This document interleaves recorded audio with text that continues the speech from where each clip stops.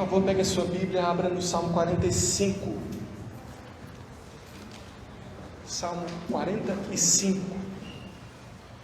Uma coisa interessante, não sei se você já observou, às vezes nos Salmos, sempre tem um subtítulo. Já viu que tem um subtítulo aí nos Salmos? Geralmente as passagens bíblicas, elas têm assim os títulos, né? Isso é coisa do editor muitas vezes. Mas no Salmo que nós vamos ler agora, o Salmo 45, você vai ver que tem um subtítulo em negrito e tem um subtítulo abaixo. Tem um título em negrito e um subtítulo numa letra aí menorzinha, você viu? E esse título aí, ele é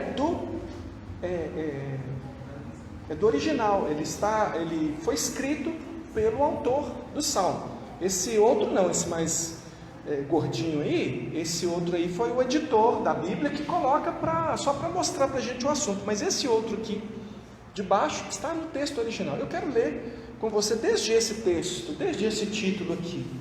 Diz assim: ao mestre de canto, segundo a melodia, os lírios, dos filhos de Corá, salmo didático, cântico de amor. De boas palavras transborda o meu coração. Ao rei consagro o que compus. A minha língua é como a pena de habilidoso escritor. Tu és o mais formoso dos filhos dos homens. Nos teus lábios se extravasou a graça. Por isso Deus te abençoou para sempre.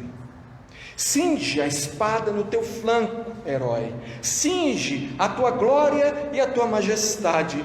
E nessa majestade cavalga prosperamente por causa da verdade e da justiça. E a tua destra te ensinará proezas. As tuas setas são agudas, penetram o coração dos inimigos do rei. Os povos caem submissos a ti. O teu trono, ó Deus, é para todo sempre. Cetro de equidade é o cetro do teu reino. Amas a justiça e odeias a iniquidade. Por isso Deus, o teu Deus, te ungiu com o óleo de alegria como a nenhum dos teus companheiros. Todas as tuas vestes recendem a mirra, aloés e cássia. De palácios de marfim ressoam instrumentos de corda que te alegram. Filhas de reis se encontram entre as tuas damas de honra. À tua direita está a rainha, adornada de ouro finíssimo de Ofir. Ouve, filha, vê, dá atenção. Esquece o teu povo e a casa de teu pai. Então o rei cobiçará a tua formosura, pois ele é teu Senhor. Inclina-te perante ele. A ti virá a filha de Tiro, trazendo donativos. Os mais ricos do povo te pedirão favores. Toda formosura é a filha do rei no interior do palácio. A sua vestidura é recamada de ouro. Em roupagens bordadas conduzem-na perante o rei. As virgens, suas companheiras que a seguem, serão trazidas à sua presença. Serão dirigidas com alegria e regozijo. Entrarão no palácio do rei. Em vez de teus pais, serão os teus filhos, os quais farás príncipes por toda a terra. O teu nome eu o farei celebrado de geração a geração, e assim os povos te louvarão para todo sempre. Vamos orar, pedir ao Senhor que nos fale. Senhor, dependemos da iluminação do teu Espírito Santo. Pedimos que o Senhor fale ao nosso coração, nos faça compreender a tua mensagem, em nome de Jesus. Amém. Por favor, pode se assentar. O grande rei chegou. O grande rei chegou. Essa é a mensagem dessa noite. Essa é a mensagem, a terceira dessa série em que nós falamos dos ofícios do Senhor Jesus. O Senhor Jesus é o profeta, mas também é a mensagem. O Senhor Jesus é o sacerdote, mas Ele também traz consigo a oferta. Ele é a oferta. O Senhor Jesus é o grande rei e Ele mesmo faz acontecer, ele implanta, ele traz consigo o reino. Esse é o grande rei Jesus. Eu não sei, você observou, você prestou atenção que esse Salmo 45 aqui é um salmo de casamento? Você prestou atenção? Que ele está falando de um casamento? Você percebe aqui que na linguagem, olha aqui no verso 9, ele fala que à direita desse grande rei, que é descrito aqui, à direita está quem? A rainha. Veja que lá no verso 10, há um conselho a essa rainha, há um conselho a essa princesa que está sendo introduzida à presença do rei, que se casará com ele. E o que se diz é: ouve, filha, vê, dá atenção, esquece o teu povo e a casa do teu pai, então o rei cobiçará a tua formosura, pois ele é o teu Senhor, inclina-te perante ele. É um salmo de casamento, mas é o casamento de quem? É o casamento do grande rei, o grande rei de quem eu vim falar nessa noite. Meus irmãos, falando de casamento, na Bíblia tem algumas histórias, de casamento, mas há uma história bem chocante, que é a história de Oséias. Oséias, profeta de Deus, Deus chega para Oséias e diz: Oséias, procura aí uma mulher de prostituições, procura uma prostituta e se case com ela. Vai lá, Oséias, case-se com uma prostituta. E Oséias obedece ao Senhor. Não parece para você uma história, uma ordem estranha? Mas Deus falou para Oséias: vai lá, casa com a prostituta. Ele procurou e casou com uma prostituta chamada Gomer. Então ela deixa de ser prostituta, passa a ser sua esposa. E agora eles constituem uma família, têm filhos e a vida segue. Mas o que acontece? A Gomer, num certo momento, ela tem saudades da vida de prostituição. E ela resolve sair de casa, abandonar tudo e voltar à prostituição. E o que acontece? Ela vai viver essa vida de prostituição, passa um tempo. E como o natural dessa situação, ela vai decaindo até o ponto em que ela não tem mais nada e ela é escrava agora e ela está sendo vendida no mercado. Veja que esse tempo aqui, isso aqui não acontece dentro de Israel, E Deus vai e fala com Oséias o seguinte: vai lá, Oséias, e compre a Gomer de novo, compre ela agora, e traga ela para ser a sua esposa. E ele vai lá, e ele paga por ela agora, e ele traz a Gomer para viver com ele, não como escrava, ele comprou ela como se fosse escrava, mas ele traz ela para viver com ele como sua esposa. Não é uma história assim, um tanto quanto estranha para nós? Mas essa história, ela diz respeito, isso é uma figura do relacionamento de Deus conosco, com a igreja. Sabia disso? Que a gente pensa que nós estamos muito distantes. Não, que história estranha. Você seria a Gomer nessa história? De jeito nenhum. Talvez o Oséias, mas mesmo assim pedindo a Deus para não ser.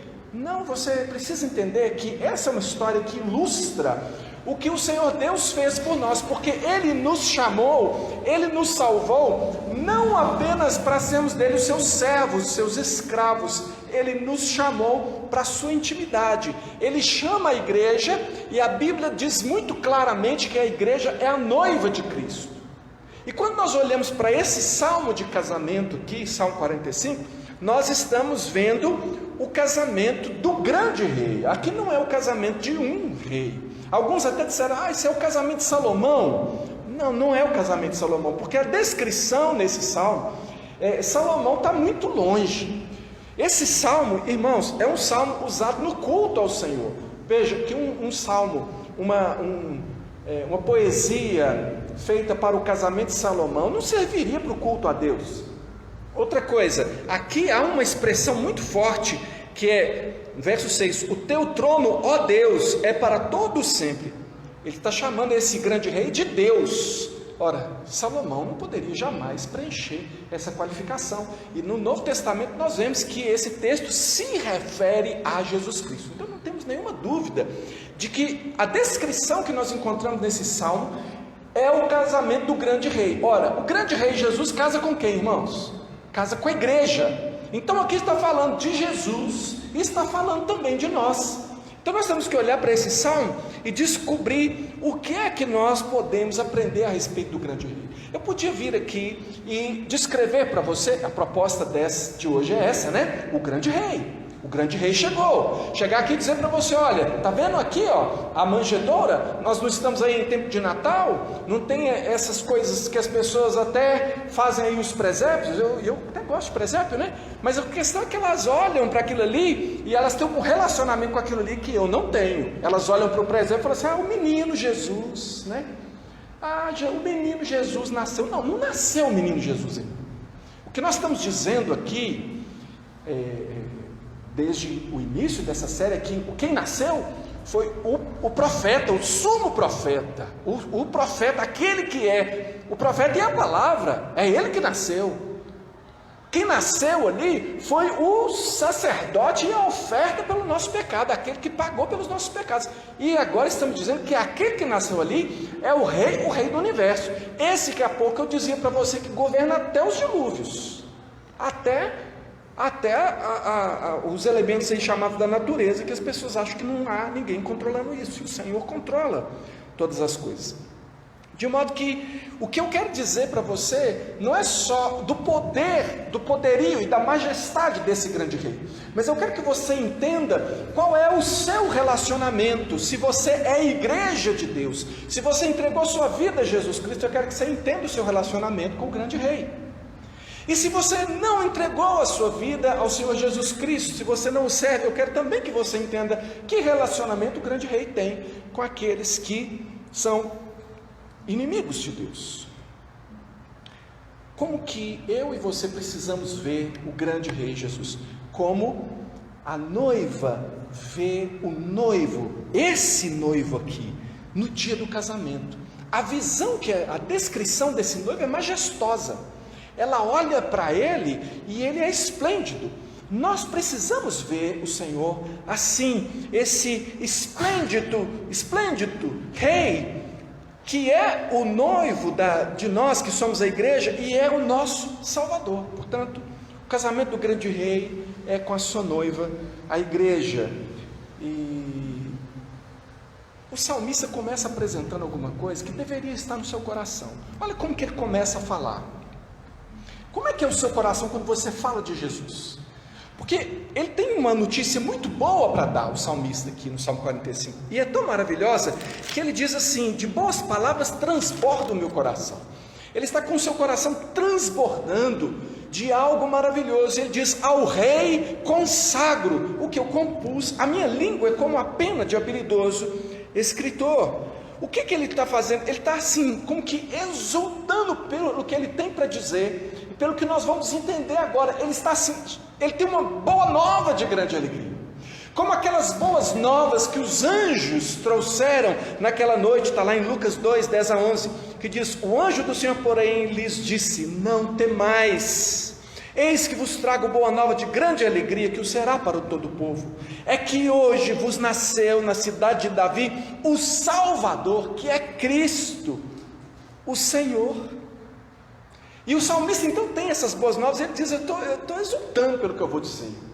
Como também acredito que exultou para dizer o que diz Zacarias, o profeta Zacarias, que lá em Zacarias 9:9 diz assim: alegra-te, ó filha de Sião. Está falando para você, igreja de Deus, alegra-te. Alegra-te, Jerusalém, alegra-te, Israel, alegra-te, povo de Deus, alegra-te, filha de Sião, exulta, ó filha de Jerusalém, eis aí te vem o teu rei. Vem aí o teu rei. Mas como que esse rei vem? Vem aí esse teu rei, justo e salvador, humilde, montado em jumento, num jumentinho, cria de jumento.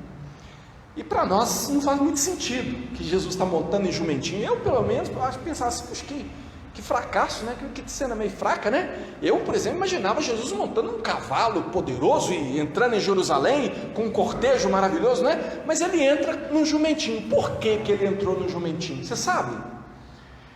Aquilo tinha um significado muito especial. Quando ele monta num jumentinho e entra na cidade montando naquele animal, que é um animal de carga, não é um animal para guerra, ele é um animal de carga.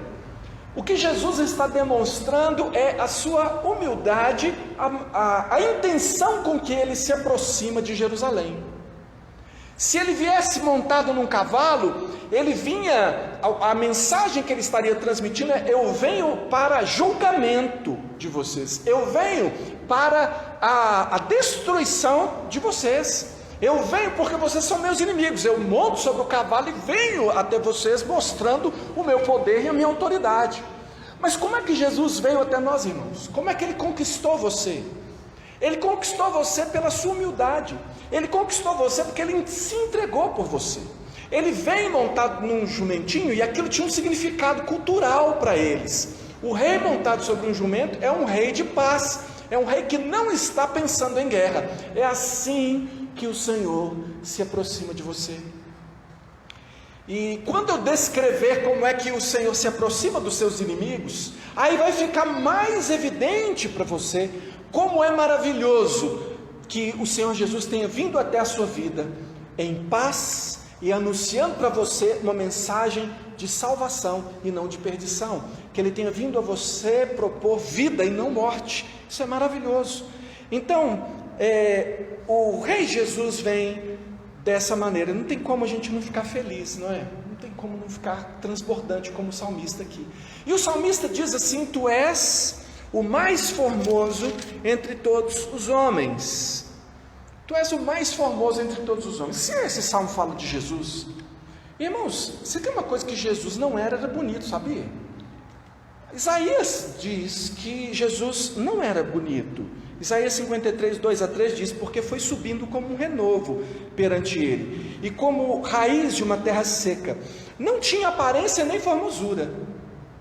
Isso é Jesus, não tinha aparência nem formosura, olhamo-lo, mas nenhuma beleza havia que nos agradasse. Era desprezado, o mais rejeitado entre os homens, homem de dores, que sabe o que é padecer, comum de quem esconde o rosto, sabe, pessoa esconde o rosto, era desprezado, e dele não fizemos caso. Mas o salmista diz que ele é o mais formoso de todos os homens. Só que o salmista não para aí, ele mostra de onde vem a beleza da pessoa de Jesus. Esse Jesus que chegou até você, o grande rei, chegou até você em humilde, montado sobre um jumentinho, ele que vem salvador para você. Qual é a beleza? O que atrai no Senhor Jesus? As suas palavras. Veja o que diz aqui: nos teus lábios se extravasou a graça, por isso Deus te abençoou para sempre. O que Jesus tem, que ele chega até você e que ele atrai você, são as suas palavras, as palavras de Jesus. Colossenses 1:3 diz que nele se encontram todos os tesouros da sabedoria e do conhecimento. Você sabe o que isso significa, irmão? Para você? Você que tem dúvidas a respeito da sua vida, do seu futuro, você que tem dúvidas e tantas vezes fica aí olhando sem saber o que fazer e tudo, eu quero dizer para você com toda clareza que a resposta para a sua vida está em Jesus Cristo. Nas palavras de Jesus está a resposta para você. Não há nada que alegre mais o coração, que atraia mais do que a palavra de Jesus. Certa vez foram prender Jesus, mandaram os soldados prender, e os soldados chegaram e Jesus estava falando. Os soldados pararam e começaram a ouvir aquilo que ele dizia, e eles simplesmente não conseguiram ir lá e prender aquele sujeito. Eles voltaram de mãos vazias. Os que mandaram, enviaram os soldados, disseram: por que vocês não prenderam? O que faltou? Vocês não foram lá preparados, armados para prender um homem? Por que vocês não trouxeram ele? A resposta dos soldados foi que ninguém jamais falou como Jesus falou. Assim como Jesus também, ele é essa palavra que entra no seu coração e que tem a resposta precisa para a sua dúvida. Ele tem a resposta precisa para os dilemas da sua vida. É Ele quem sabe o que está fazendo. Se Ele presidiu os dilúvios, irmão, eu quero que você me diga, Ele não está por acaso atuando sobre a sua vida? Ele não tem por acaso interesse em você, em te responder aquilo que está aí no seu coração. Ele tem a resposta para você, e é a palavra de Jesus que nos atrai. É com essas palavras que o grande rei governa, e ele governa o seu povo, e você deve desejar ser governado por ele, como ele governa todas as coisas, como nós vimos no Salmo 29. Quem é esse grande rei que traz boas palavras de salvação para aquele que é povo de Deus, para aquele que ouve e aceita as suas palavras? Eu quero te dar uma outra visão que também esse salmo traz da pessoa de Jesus Cristo, porque algumas pessoas chegam a perceber Jesus no seu amor, na sua misericórdia, na sua mansidão, mas não veem que Jesus também é o poderoso e grande rei, o rei guerreiro pela justiça e pela verdade. É assim que mostram os versos 3 a 5. Olha a descrição. Como é que ele descreve o rei? Usa sua imaginação e pensa comigo aqui. Quem é ele? Cinge a espada no teu flanco, herói. Cingir é apertar. É quando o guerreiro veste as suas armaduras e ele aperta para não cair durante a batalha. Então cinge a espada, coloque a espada, se prepare, ó guerreiro, é o que ele está dizendo aqui, e cinge a tua glória, se cinge a tua glória e a tua majestade, e nessa majestade cavalga prosperamente pela causa da verdade e da justiça. Veja que ele está descrevendo esse guerreiro que colocou as suas armas e que está montado sobre um cavalo. Agora ele está montado sobre um cavalo, não um jumentinho. E ele faz guerra. Irmão, a introdução da cavalaria nos exércitos mudou a história da guerra. Ninguém vence nos tempos em que de confrontos corpo a corpo. Ninguém venceria uma cavalaria. A cavalaria e aquele cavaleiro que está descrito aqui, que é o rei, que é o Senhor Jesus, está montado e ele traz a sua espada e também diz assim: as tuas setas são tão agudas, as tuas setas são agudas, penetram o coração dos inimigos do rei, os povos caem submissos a ti. Ou seja, ele está sobre o cavalo com sua espada, com sua armadura, e ele porta o arco, e ele é exímio atirador com o arco, e ele acerta o coração dos seus inimigos. Olha a descrição da precisão com que esse guerreiro luta. E ele luta por quê? Pela justiça e pela verdade. O Senhor Jesus estabelecerá no seu reino definitivamente a justiça e a verdade. Ele age a favor da justiça e da verdade. Certa vez ameaçaram os discípulos de Jesus, agora os apóstolos, e vocês parem de falar desse nome. E os apóstolos disseram assim: julguem entre vocês se a gente deve ter medo de vocês, ou se a gente deve temer a Deus. Porque eles se lembravam que Jesus havia dito a eles, isso está lá em Lucas, capítulo 12, verso 5, disse a eles: não tenha medo daquele que pode matar o corpo, tenha medo daquele que pode matar o corpo e lançar a alma no inferno. Irmão, quem lança a alma no inferno não é o diabo não, tá? Aliás, o diabo será lançado, diz a palavra de Deus que ele será lançado no lago de fogo. Ele não tem governo nenhum lá no inferno, ele é mais um queimando, tá bom? E o Senhor Jesus diz: temam não aquele que pode matar o corpo, mas aquele que pode matar o corpo e lançar a alma no inferno. Então eu quero que você saiba que esse Jesus que chegou para você manso, e que hoje diz: arrependa-se, porque é chegado o reino de Deus, arrependa-se e crê no Evangelho, é o Jesus que no juízo será visto dessa forma, como esse guerreiro que ninguém consegue resistir. Irmãos, os reinos desse mundo, eles são muito diferentes do reino do Senhor Jesus. Você sabe, você também vive nesse mesmo planeta que eu, né? Você sabe como é que são as pessoas, você sabe como é que são os governos e os governantes, você sabe o que está no coração deles, mesmo que você ouça discursos maravilhosos, não é mesmo? Porque você sabe que o sistema do mundo, o poderio desse sistema, se baseia na mentira. se baseia numa mentira sedutora. Por que eles conseguem os seus intentos com a mentira? Porque a mentira deles parece verdade, muito parecida com a verdade, seduz, oferece algo. É como a isca para o peixe, sabe? O que o mundo oferece para você é o mesmo que o peixe vê quando desce o anzol. Ele olha e ele vê ali a minhoca no anzol e ele fala assim: comida grátis. Olha como hoje o dia está abençoado, né? O peixe pensa. Por quê? Porque tem comida grátis. Assim é o mundo, porque o mundo oferece a você alguma coisa, mas ele oferece para você uma cadeia, ele oferece alguma coisa que vai prender e matar você. Mas naquele momento parece tão bom, é tão sedutor aquilo que o mundo oferece. O mundo trabalha com a mentira. O reino do mundo trabalha, o império das trevas trabalha com a mentira. Ele trabalha com a violência. Por quê? Porque ele é seu amigo se você estiver do lado dele. Mas se você falar que você não está do lado dele, ele te ameaça. Esse é o mundo. Você é meu chegado, você é dos meus. Eu sou do bem, você é do bem. Porque todo mundo acha que é do bem, já viu? Todo mundo acha que é do bem. Mas se você discordar dele alguma coisa, você já é do mal e você já é inimigo dele. E aí ele já quer a sua cabeça. Esse é o mundo, irmão. Não se engane com o império do mundo. O poderio desse mundo é baseado na injustiça. Por quê? Porque o mundo fala para você boas palavras que ele não pratica. Ele fala para você de coisas boas que ele não tem disposição e nem condição de fazer, porque o mundo jaz no maligno. Mas o poderio de Cristo que está descrito aqui nesse salmo, ele é baseado na verdade.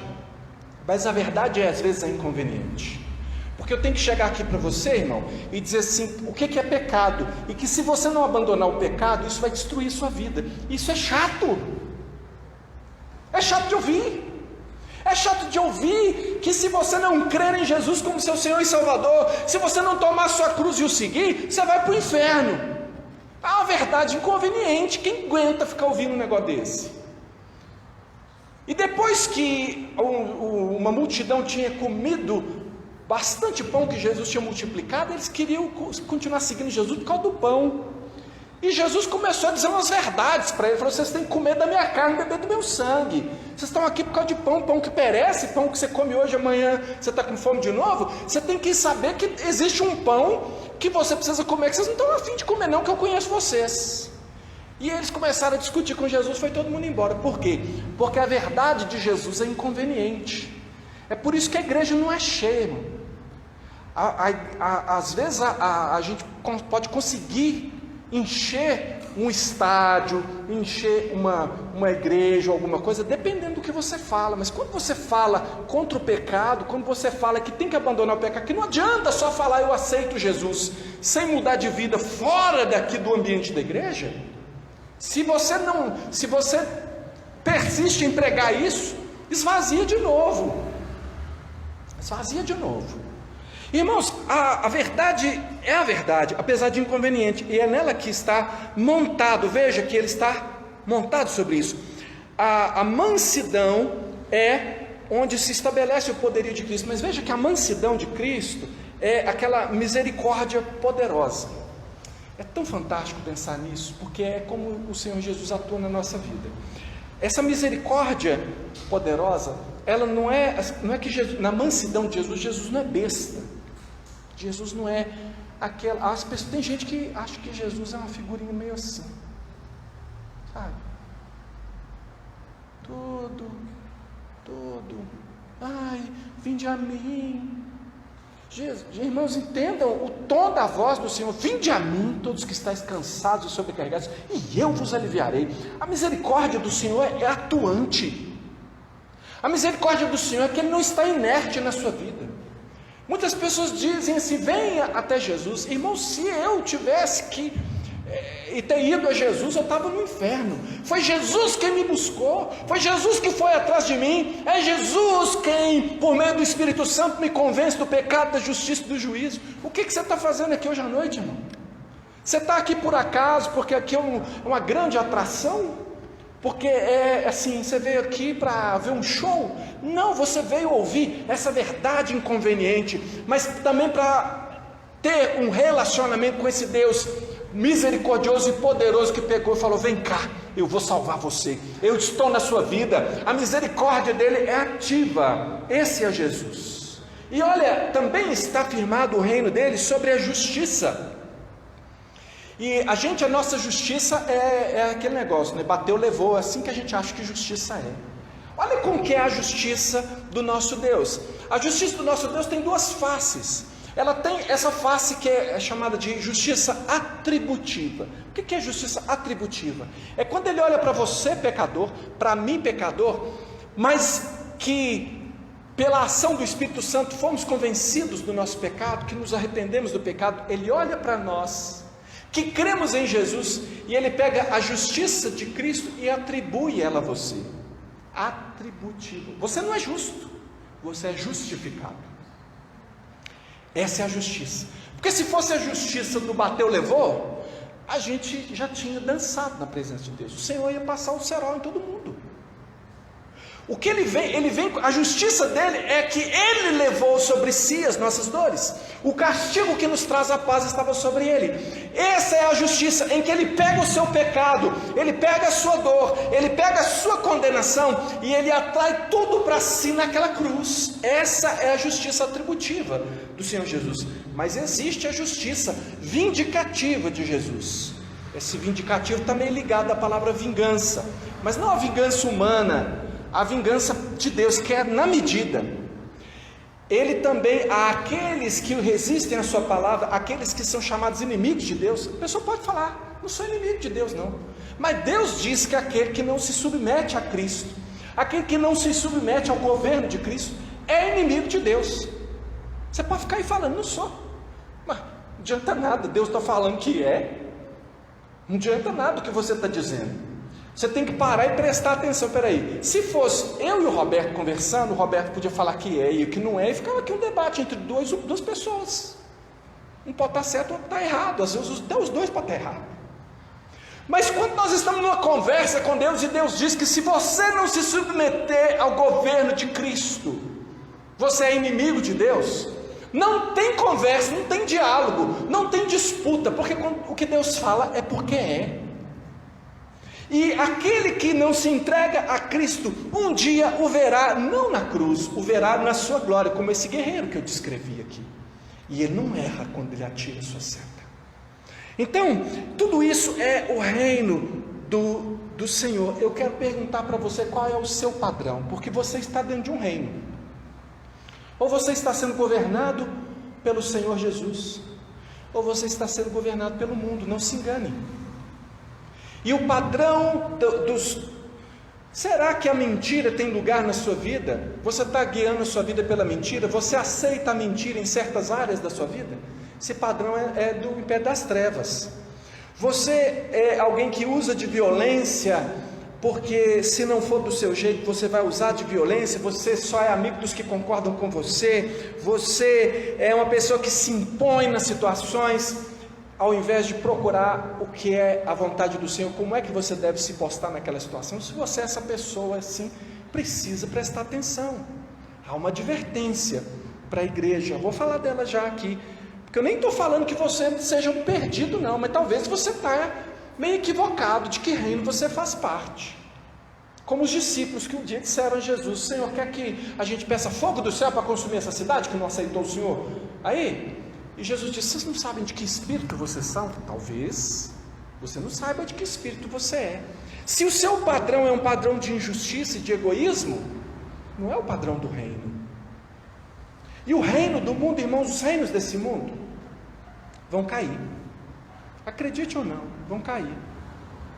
Apocalipse fala disso. Esse reino do mundo, também chamado de império das trevas, também chamado de Babilônia, vai ser julgado pelo grande rei. E Apocalipse 18, a partir do verso 1, diz: depois destas coisas vi descer do céu outro anjo, que tinha grande autoridade, e a terra se iluminou com a sua glória.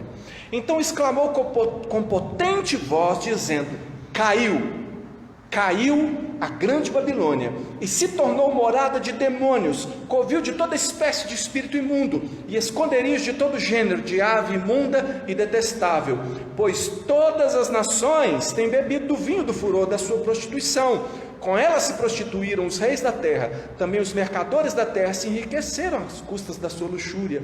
Ouvi outra voz do céu dizendo, para mim e para você essa voz aqui, tá? Retirai-vos dela, povo meu. Retirai-vos dela. Dela quem? Da Babilônia, desse reino das trevas aí. Cancela os pactos, irmão. Cancela as alianças com o mundo. Cancela as coisas que você, pelo Espírito de Deus, sabe que estão erradas na sua vida. Cancela isso rápido.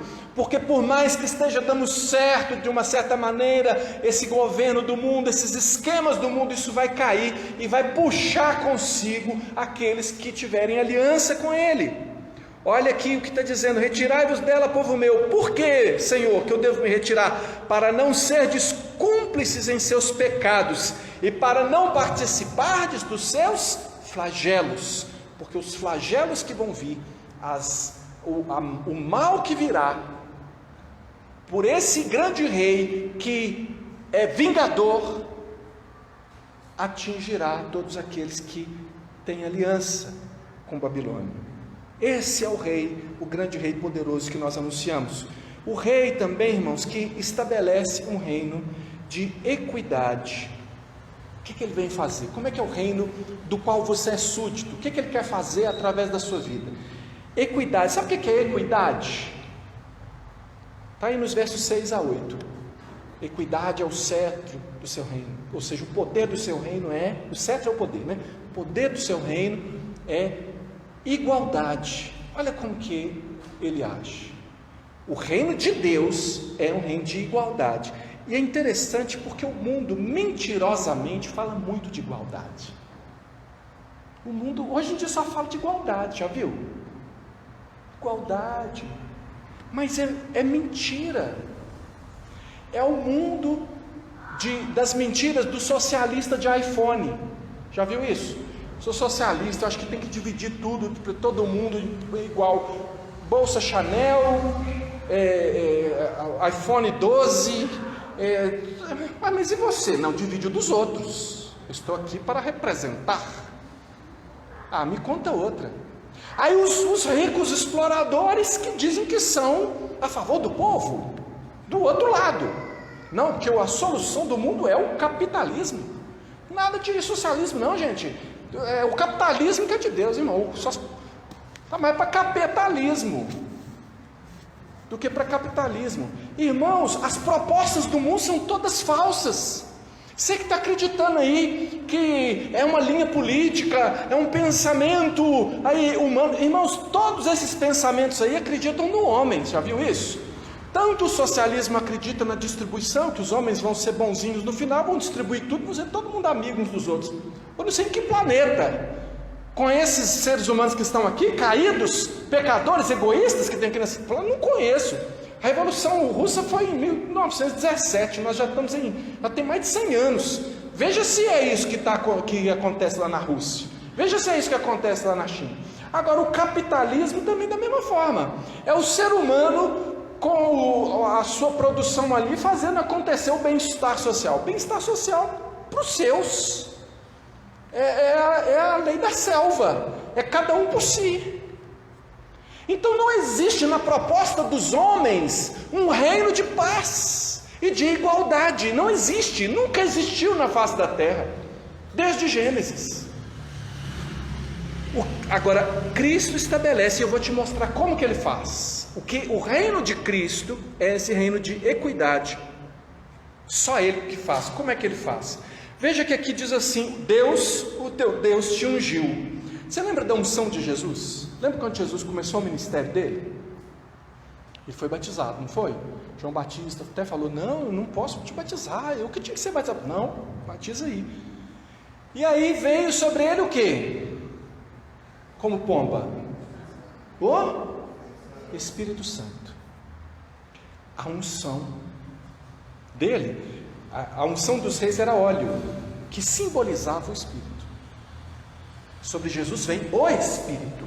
Ele é o verdadeiro rei. Sobre ele não vem óleo, sobre ele vem o Espírito Santo. Então ele entra um dia na sinagoga e ele pega um texto lá, de Isaías. Está registrada essa cena lá em Lucas 4, 18 a 21. O que Jesus diz lá naquele dia? Ele diz assim: o Espírito do Senhor está sobre mim, pelo que me ungiu. Ele falou: eu sou ungido para evangelizar os pobres, enviou-me para proclamar libertação aos cativos e restauração das vistas aos cegos, para pôr em liberdade os oprimidos e apregoar o ano aceitável do Senhor. Tendo fechado o livro, devolveu ao assistente, sentou-se. Todos na sinagoga tinham os olhos fitos nele. Então passou Jesus a dizer-lhes: hoje se cumpriu a escritura que acabais de ouvir. Como assim hoje? A partir de agora, em mim se cumpre essa escritura. Eu vim para estabelecer esse reino. Eu vim para evangelizar os pobres, para proclamar libertação aos cativos, para pregoar o ano aceitável do Senhor. Mas eu preciso explicar mais. Como é que ele faz isso? Como é que ele está implantando esse reino? Ele faz isso através dessa unção que é dada a nós. Ele adorna a sua noiva. Aqui não é texto de casamento? Não tem a noiva aqui? Olha o que diz aí o verso 9: filhas de reis se encontram entre as tuas damas de honra, à tua direita está a rainha, adornada de ouro finíssimo de Ofir. Mas qual é o adorno da igreja? Não é ouro. O adorno da igreja é o Espírito Santo, o mesmo Espírito que veio sobre Jesus Cristo, que ele outorgou à igreja. Atos 5:32 diz: ora, nós somos testemunhas destes fatos, bem assim o Espírito Santo que Deus outorgou aos que lhe obedecem. Irmão, outorgar é doar. Ele nos doou o Espírito Santo. Como que então ele governa sobre nós, irmãos? Ele governa sobre nós através do seu Espírito. Não é de fora para dentro, é de dentro para fora. O Espírito Santo, quando enche a sua vida, quando você é cheio do Espírito Santo, você faz a vontade de Deus. Veja que a palavra de Deus diz: enchei-vos do Espírito Santo. Você pode se encher de qualquer coisa. Talvez sua vida não está dando certo é justamente por isso. Você se enche de tudo, menos de Deus. Você busca, procura tudo, menos Deus. Você lê tudo, menos a palavra. Você ouve tudo, menos a mensagem da palavra de Deus. Você tem encontro com todos os amigos, menos com aqueles que estudam a Bíblia com você, no pequeno grupo ou em algum outro lugar. Você não se enche de Deus. Se você não se enche de Deus, você não tem como. Você vai viver igualzinho o mundo. Mas se você está cheio de Deus, a Bíblia diz que andai em espírito e jamais satisfareis a concupiscência da carne. Porque é isso que o Senhor espera da sua noiva, você e eu. O que Ele espera da sua noiva? O que está nos versos 10 a 12. Esquece a casa de teu pai. O que é isso? Esquece a casa de teu pai. É porque aquela noiva ali, vamos colocar aqui no caso de Salomão. A noiva de Salomão era estrangeira. E o salmista está dizendo: ouve, filho, vê, dá atenção, esquece o teu povo. Irmãos, nós também éramos estrangeiros para Deus, mas nós fomos feitos povo de Deus. Nós precisamos esquecer o mundo. Nós precisamos esquecer as coisas do mundo. A Bíblia diz que os israelitas foram tirados do Egito, mas eles voltaram ao Egito no seu coração. Se Deus permitir, em janeiro nós vamos pregar Êxodo aqui, para a gente poder entender melhor como é que é esse negócio de que Deus vai lá e tira você do mundo, tira você do pecado, tira você da perdição, mas você volta no coração para o Egito e volta a ser escravo outra vez. Irmãos, a palavra de Deus está dizendo: esquece a casa de teu pai. Versos 13 a 15 fala de vestimentas, vista-se de roupas novas. Isso é a santificação. Romanos 13 a 14 diz: andemos dignamente, como em pleno dia, não em orgias e bebedices, não em pudicícias e dissoluções, não em contendas e ciúmes, mas revestivos do Senhor Jesus Cristo, e nada disponhais para a carne no tocante às suas concupiscências. Irmãos, isso é para que você viva uma vida cheia do Espírito. E finalmente, o que vai acontecer se você de fato se casar com o Senhor? O que vai acontecer se você for de fato a igreja do Senhor? O que vai acontecer se você de fato entregar a sua vida não apenas ao Salvador Jesus, mas ao Senhor Jesus, se Ele governar sobre você? Versos 16 a 17 fala que em vez de teus pais serão teus filhos, os quais farás príncipes. Está falando de filhos e posteridade, crescimento, engrandecimento, filhos que são príncipes. A promessa é de que a igreja será gloriosa e frutífera, um grande povo que é constituído de profetas, sacerdotes e reis, como está escrito em 2 Pedro 2,9. Vós sois raça eleita, sacerdócio real, povo de propriedade exclusiva de Deus, a fim de proclamardes as virtudes daquele que vos chamou das trevas para a sua maravilhosa luz. A igreja é o povo vitorioso sobre o mundo, e a Bíblia diz em Apocalipse 3:21, ao vencedor, dar-lhe-ei sentar-se comigo no meu trono.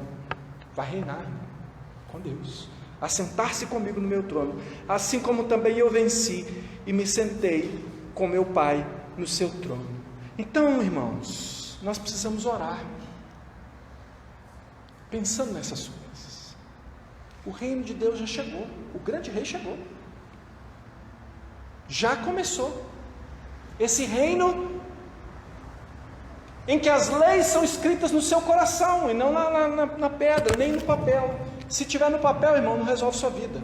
Tem que sair do papel e entrar no seu coração. Assim Jesus Cristo estará reinando sobre você e através de você. A promessa em Ezequiel, que já se cumpriu, é: dar-vos-ei coração novo, porei dentro de vós espírito novo, tirarei de vós o coração de pedra e vos darei coração de carne, porei dentro de vós o meu espírito e farei que andeis nos meus estatutos, guardareis os meus juízos e observeis.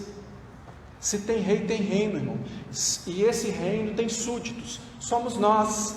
Como que nós andamos na lei de Deus? Pelo poder do Espírito Santo, que nos conduz à palavra de Deus. Deus já nos deu poder para viver como nós precisamos viver. E se o pecado está encontrando ocasião na sua vida, é preciso arrependimento, é preciso orar, pedir a Deus perdão. Você conhece a lei do reino? A lei do reino está lá em Mateus 5 a 7, Sermão do Monte. Volta lá, pega o nosso aplicativo lá, acha lá a série de mensagens, tem lá para explicar para você. Eu quero orar com você agora. Queria que você fechasse os seus olhos. Pode ficar de pé no seu lugar, fechar os seus olhos. Imagina um mundo de igualdade, justiça e verdade, onde a relação com Deus é tão profunda como só um casamento podia expressar essa intimidade. Essa época de Natal aí, o pessoal fica colocando essa música do John Lennon, né? Imagine, né? Imagine. E ele propõe um mundo maravilhoso, até sem religião, mas muito bom a proposta dele. Por que não funciona? Por que é utopia? Porque não há ali um poderoso rei agindo, salvador. O homem não salva o homem não resolve o problema do homem. Nunca nós vamos ficar amiguinhos e ser um planeta de pessoas felizes e que uns ajudam os outros. Nós só podemos ser diferentes do mundo pela ação do Espírito Santo na nossa vida. Aí Deus começa a governar no mundo através da igreja. Aí Deus começa a aparecer lá no seu negócio. Deus quer governar a sua maneira de trabalhar. Deus quer governar a sua maneira de ser um profissional. Como que você trabalha? Aí a lei do reino vale mais do que a CLT. A lei do reino vale mais do que as leis do mundo. A lei do reino diz como você deve ser com o próximo. Aí a mudança. Nós precisamos orar agora: venha a nós o teu reino e seja feita a tua vontade, assim na terra como nos céus. Você já pensou nessa oração pedindo para o Senhor mandar na sua vida? É assim que nós vamos orar agora. Senhor, manda na minha vida. Não dá sugestão não. Eu não quero um conselho do Senhor. Se o Senhor me der conselho, eu sou capaz de ignorar. Eu preciso da tua mão poderosa sobre mim. Eu preciso que o Senhor me dê força. Eu preciso que o Senhor me encaminhe. Eu quero o Senhor atuante na minha vida. Está entendendo? É assim que nós temos que clamar. É assim que nós vamos orar agora. Senhor, nós clamamos pela nossa vida, por um governo do grande rei, do Messias, do mediador sobre nós. Nós oramos para que nós não vivamos como o mundo. Senhor, que coisa mais ridícula nós sermos crentes que vivem como o mundo, que faz tudo que todo mundo faz, que procura as respostas no mundo e não procura na Tua palavra, nessas palavras, ó Deus, maravilhosas que saem da boca do grande Rei. Essa palavra que é a Escritura, que é a Bíblia Sagrada. Nós queremos aprender de Ti, Senhor. Deus, tem misericórdia de nós, perdoa-nos por sermos tão rebeldes. Governa sobre a vida do Teu povo, governa todos nós, Senhor. Estende a Tua mão sobre nós, não nos deixe à mercê das nossas vontades, dos nossos desejos. Dá, ó Deus, a nós desejo pelo Senhor. Como o salmista diz: cria em mim, ó Deus, um coração puro e renova dentro de mim um espírito inabalável. Cria em mim, Senhor Deus, esse novo homem. Cria em mim, cria em nós essa igreja que o Senhor adorna, que o Senhor santifica, que o Senhor prepara para o grande encontro, para o grande dia do nosso encontro final nos ares. Nós cremos na Tua volta, Senhor Jesus. Até que o Senhor volte, nós queremos santificação na nossa vida, cada dia mais perto do Senhor. Estende a Tua mão sobre nós, santifica a nossa vida, transforma-nos pelo Teu poder, pela Tua graça, e sim, que a graça do Senhor Jesus seja sobre nós, que o amor de Deus, o nosso Pai, seja sobre nós, e que a comunhão do Espírito Santo do Senhor seja sobre nós, agora e sempre. Amém. Amém. Irmãos, vamos viver o reino. A melhor coisa da sua vida, o melhor da sua vida é viver já aquilo que, mesmo que agora não seja na plenitude, porque nós ainda estamos num mundo caído, viver já a lei do reino de Deus, viver como um filho da luz, não como um filho das trevas. Amém? Olha só, quinta-feira nós temos culto às 8 horas, vai ser de 8 às 9h30, nós vamos ter um culto de gratidão ao Senhor, ter uma mensagem para você nessa quinta-feira, creio que vai edificar a sua vida. Vamos ter ceia do Senhor, não vamos ter o culto da virada, porque não estamos assim nos ajuntando tanto assim, né? Então nós vamos ter o culto, você está convidado, e na virada você vai estar provavelmente ou na sua casa ou com seus parentes. Sugiro que você faça como nós pretendemos fazer na nossa casa. Nós vamos passar em oração lá na nossa casa, que você faça isso, né? Virada do ano em oração não é um evento, é um desejo do coração do crente, né? De passar a virada do ano na presença do Senhor. Então, seja onde for, né? Irmãos, os muçulmanos põem o tapetinho deles onde eles estão, já viu? Para orar. Nós que conhecemos o Deus verdadeiro, nós vamos ficar com vergonha de orar? Eu vou orar onde eu estiver.